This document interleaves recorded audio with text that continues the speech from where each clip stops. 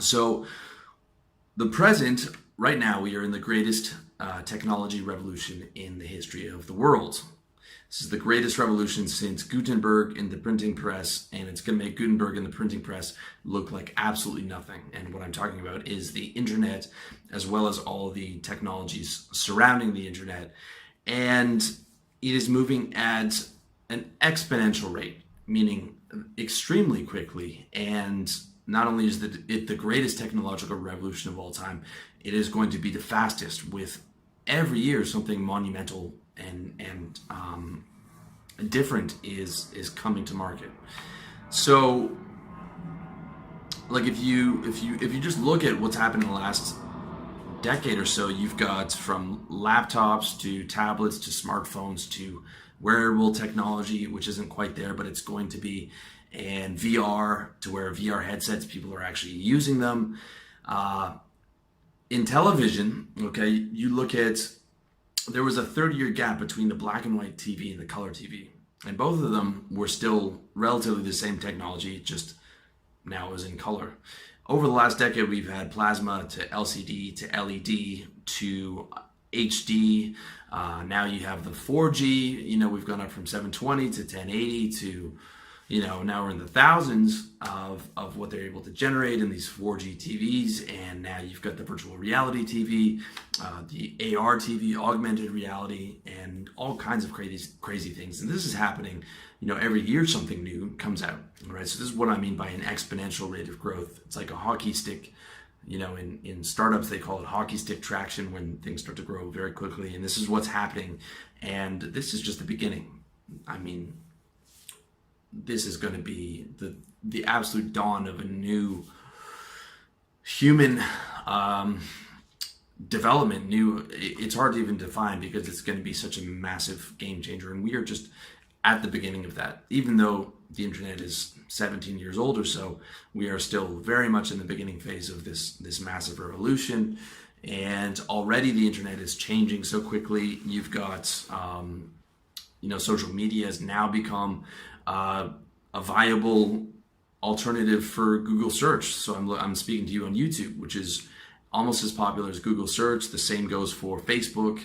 The same goes for Amazon. These are all their own ecosystems now. It's moved well beyond Web 2.0 into legitimate challenges to search. And then you've got the other stuff that's coming out, like nanotech and self-driving cars, and it's insane. Everything is coming very quickly.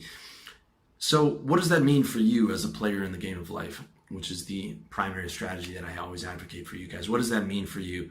What does it mean for the future? And how do you prepare for the future? And the question is not about predicting for the future. It is preparing and being in the right position for the future, okay? So I'm going to give you, how many do I have? Seven major keys for how I'm going to predict or prepare and position myself for the future, and what I would recommend for you to do. So number one is become a producer if you aren't already, all right? Become a producer, not a consumer. So you've got the greatest revolution in all human history, and you should want a piece of that, all right? You should be saying, I'm going to get a piece of that, right? You cannot expect to rely on someone for the next 50 years working the same job and retiring with a gold watch like your father or perhaps grandfather might have done. That is beyond dead and gone, all right? Not coming back anytime soon, most likely ever. And whatever skill set you have now most likely will be irrelevant and redundant at some point in either the near future or the midterm future. So you're going to be looking at tons of industries being automated, if they're not being automated already. You might not even get a decade out of it. When I was a prop trader in my early 20s, I was making an absolute fortune, and then I wasn't because our industry became, my niche, my arbitrage niche became automated, and just like that, I was out of a job. Well, I wasn't out of a job. I tried a few different things, but I wasn't able to make money. Our niche was finished.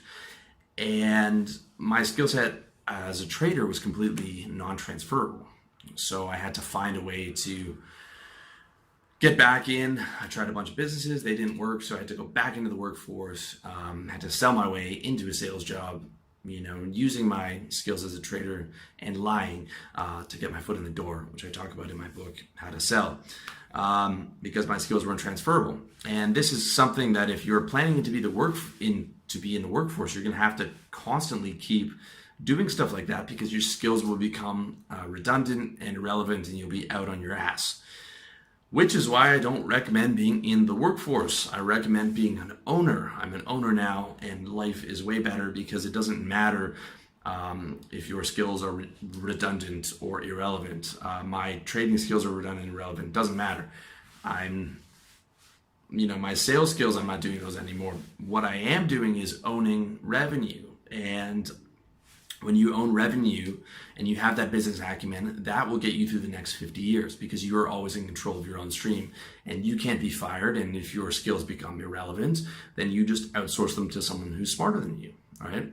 When there's going to be a lot of guys freelancing, because there's going to be a lot of companies going out of business, and a lot of people are going to have to fend for themselves, all right? And those are the guys that you can hire to do work for you. Just like on my site, I get people to do, if I'm having technical problems or something like that, I just go into Upwork and get that handled. But I am constantly able to make money because I am an owner, I'm a producer, and I focus on producing high quality stuff for you guys, or at least I hope that's how you feel, because I try to, let's say.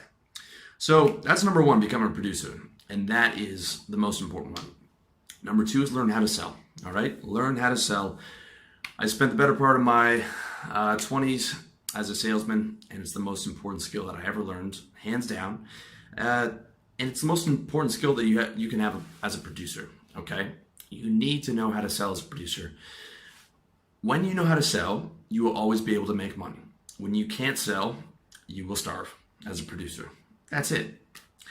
It is the most crucial skill that you have to learn how to sell. And sales will always be relevant. That's a skill that's never going away. Now, the method might change, like cold calling, which is how I learned, might not be around a decade from now, but it actually might be, because when I started my cold calling job, they said that I would read articles like cold calling is not going to be around in the next decade. And it's a decade from that. It's almost a decade, and cold calling is definitely still around. My friends are still making the same money, doing the same amount of outbound calls every single day. Many of them bring in $40,000 in revenue from strictly just cold calling. With some of the companies that they work for, the dinosaur management doesn't even have a marketing, an inbound marketing strategy through Facebook or Google Ads. It's all just these guys cold calling, and they're still making a fortune. It still could be relevant a decade from now. However, I'm not sure.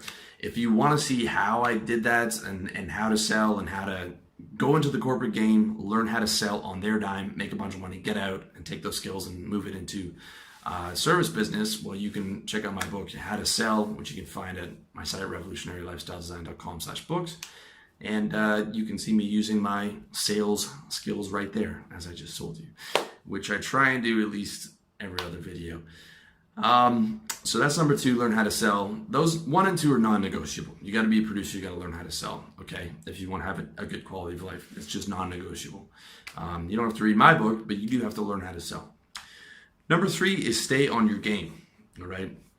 As a producer, you need to be constantly iterating, constantly tweaking your products, your services, your sales, and your marketing.